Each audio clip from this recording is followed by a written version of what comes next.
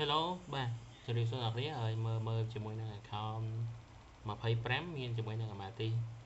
Lucky Box បាទអូខេឥឡូវយើងកុំឲ្យខាតពេលយូរចូលទៅមើលជាមួយនឹង Highrank គាត់មានជាមួយនឹង38 star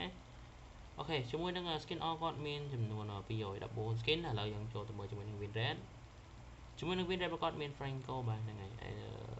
រៀងស្ទើរហើយ match តិចគ្នាយើងបាទអាចយកទៅលេងទៅអូ win rate គាត់ឲ្យឡើងបានបាទមិនអីទេអូខេឥឡូវយើងចូលទៅមើល skin ថាគាត់មានអីគេខ្លះបាទជាមួយនឹង skin ចំពោះ event មាន skin Kanake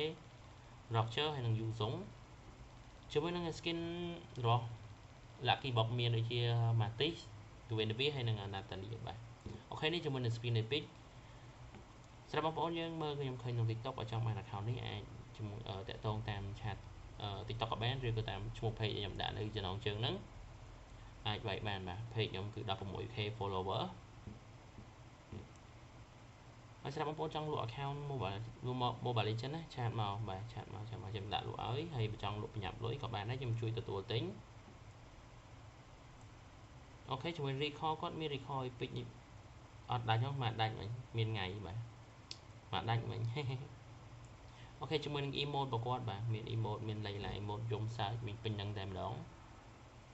ឥឡូវចូលទៅមើលជាមួយនឹង Magic Crystal របស់គាត់ជាមួយនឹង Magic Crystal របស់គាត់មានចំនួន131បាទគឺខ្វាត់70ទៅទេបាន Skin Legend មួយទៀតហើយសម្រាប់វីដេអូនេះគឺមានតែប៉ុណ្្នឹងចាំជួបគ្នាក្នុងវីដេអូក្រោយៗទៀតបាយបាយ